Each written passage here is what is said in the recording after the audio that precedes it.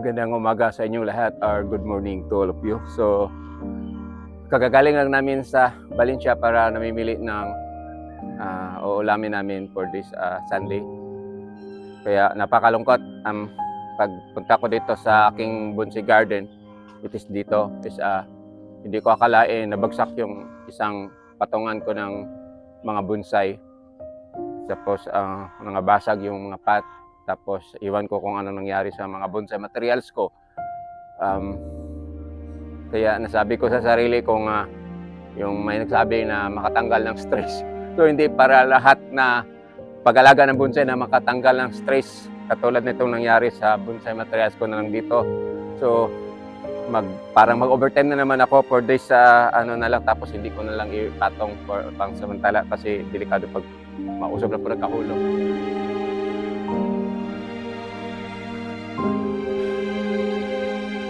So ito na nangyari. Yung mga hindi mo akalain ang sobrang tibay nito pagkagawa ko. Maraming simento ang linagay ko pero yan parang sinadya. Parang sinadya sa panahon. So yun ang ano. Ito is ceramic pot. So just hope na hindi ito nang bali. Yan, yung bato, tanggal.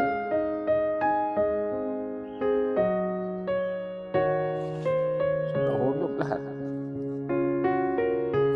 So gawin kukuha ko ng bilbaro tapos sakay na po ni then i-rearrange kung anong magagawa ko kung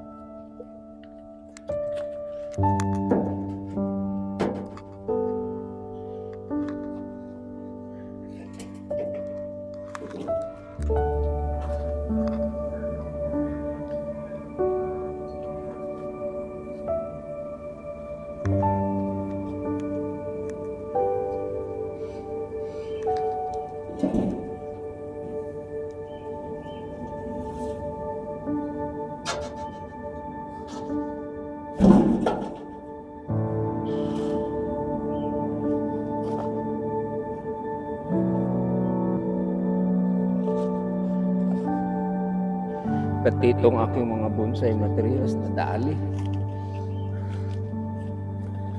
Mabuti pa ito hindi nabasag. Pero nahiwi. Ito, kahapon ko lang ito tinanim.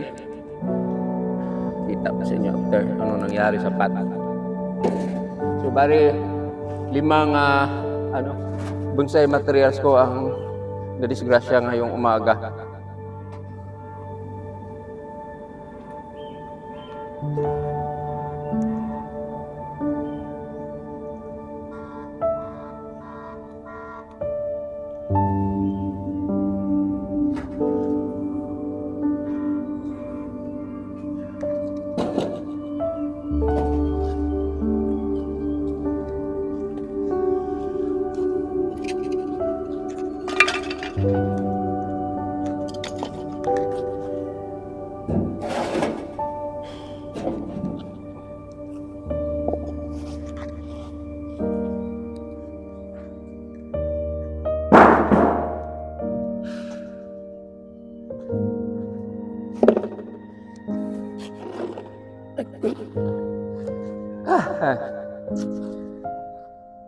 Napakalungkot.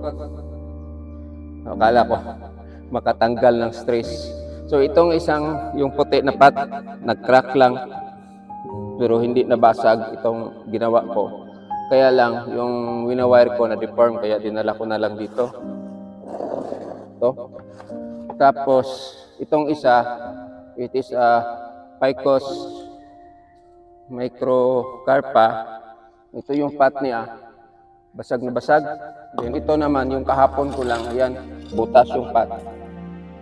So dito,